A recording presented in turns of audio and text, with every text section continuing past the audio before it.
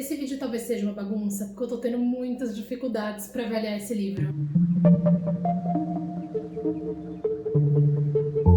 Oi gente, eu sou a Isa aqui do Ponto Pularinha e hoje eu tô aqui pra conversar com vocês sobre O Sol da Meia-Noite e sobre a minha história com a saga Crepúsculo, que é o que me trouxe até aqui. Eu fui fã, eu fui mais que fã, eu fui viciada por essa saga. Eu acho que essa história já foi contada aqui nos primórdios desse canal, mas eu e a Marina éramos doidas. Quando o filme lançou, a gente foi tantas vezes no cinema, saudade cinema barato, que a gente tinha como meta de vida decorar esse filme. Então a gente ia e a gente anotava as falas num caderno. Teve uma determinada vez que a gente, cansadas de ir até o cinema, a gente levou uma máquina digital dentro de uma meia escondida pra gravar as falas e depois poder anotar em casa. Um beijo, Polícia Federal. Isso, inclusive, não deu certo, porque o áudio ficou uma bosta. Aí vocês podem pensar, ai, as coisas que a gente faz quando somos novinhos. Eu tinha 18 anos. A gente viu os filmes na estreia, eu tirava foto com o Volvo Prata na rua. Os livros, depois do primeiro, tudo na pré-venda. Quando lançou Eclipse, a gente tava na praia, pagamos um frete caríssimo, porque era uma ilha. Uns amigos meus iam chegar no dia seguinte e a gente passou 18 horas seguidas lendo as duas, o mesmo livro, porque a gente não conseguia conceber a ideia de parar de ler pra, socializar com pessoas que eu mesma tinha convidado. Então a gente queria terminar antes deles chegarem, a gente virou a noite, tipo, pode virar a página?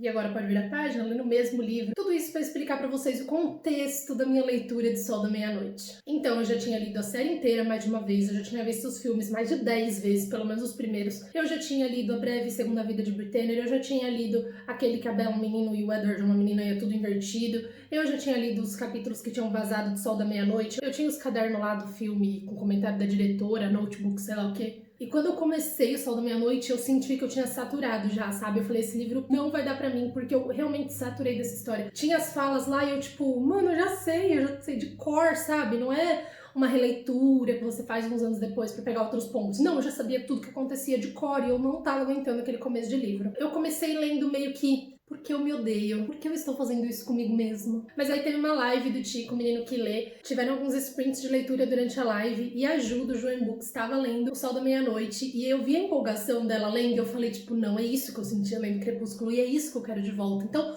eu vou resistir, tá difícil, mas eu vou resistir. E eu resisti, eu acabei adorando a leitura. Muitas partes do livro são extremamente cansativas, não só o começo, mas tem várias partes assim que chega a ser chata. Mas, por outro lado, a gente já conhece o Edward, a gente já tava esperando exatamente isso, não tinha como ser diferente, sabe? Então eu me sinto meio de mãos atadas. Como eu vou criticar um negócio que, tipo, era pra ser assim? Se não fosse assim, não ia ter a personalidade dele lá, sabe? Não ia aparecer, de fato, uma versão dele completa. Ia ser, tipo, uma outra história X que não ia fazer sentido com a original.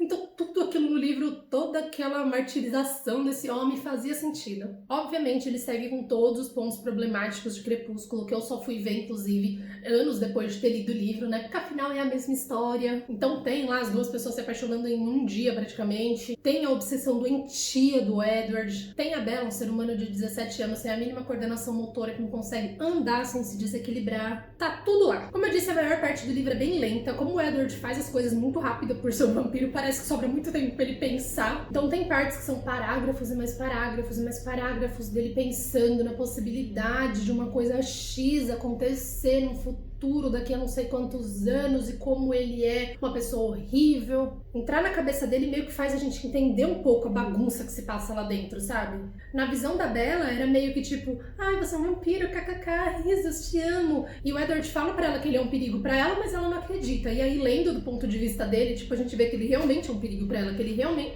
Tudo bom, amado? Não vai comer planta? Desce. Desce, não é brinquedo.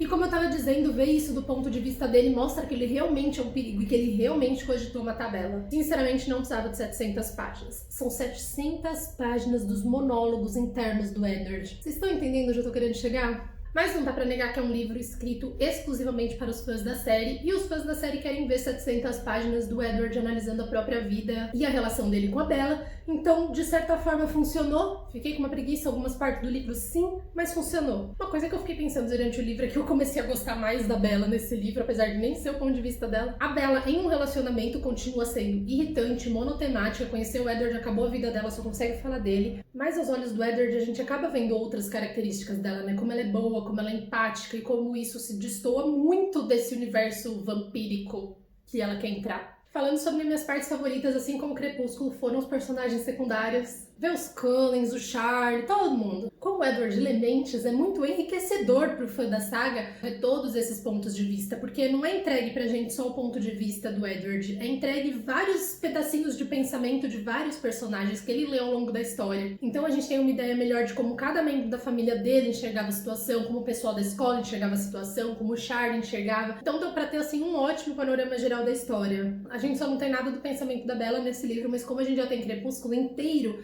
então os dois meio que se complementam pra dar pra gente mesmo uma visão geral de todo mundo daqueles acontecimentos. Todos os personagens meio que ganharam uma camadinha extra assim de profundidade nesse livro, porque a gente pode entrar um pouquinho na mente de cada um deles através do Edward. As partes que ali se destacavam foram o auge do livro, porque como o Edward está na cabeça dela, a gente vê muito bem esse processo dela ver o futuro e brincar com as possibilidades e os fios que levam até determinado acontecimento. Se a Stephanie queria fazer mais dinheiro com esse livro, seria pedir demais que o ponto de vista fosse da Alice? Aliás, eu falei que eu tava saturada, mas se ela quiser escrever ponto de vista da Alice, pode mandar. Eu gostei bastante do final também, a parte que a Bella se separa deles. Eu não sei o quanto eu posso falar, porque eu não sei o que é considerado spoiler depois de 10 anos, mas a parte que ela tá meio desacordada. Em Crepúsculo a gente não tem essa narração, a gente não tem essa ideia do que acontece, e no filme é tudo muito superficial. Então foi muito legal ver todos esses acontecimentos deles indo até ela e de como as coisas desenrolaram enquanto ela não tava lá pra contar pra gente. Outra coisa que eu pensei além desse livro é que eu gosto muito do nome La Push. Eu devia ter dado esse nome pra minha ilha do Animal Crossing.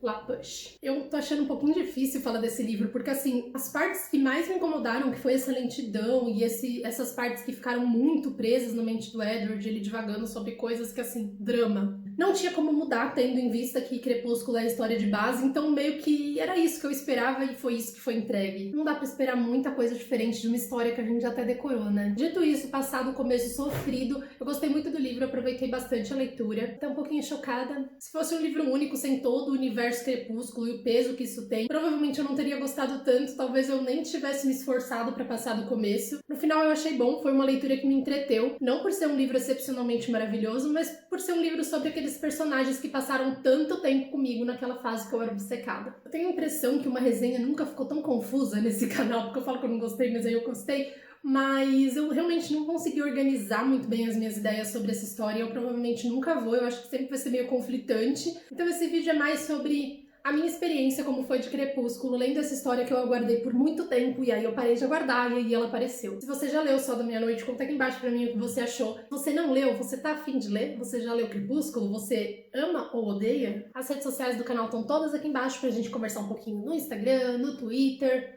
E não esquece de dar uma verificada aqui se você é inscrito no canal, e se você não é, se inscreve, não esquece de dar o like aqui no vídeo, e até o próximo!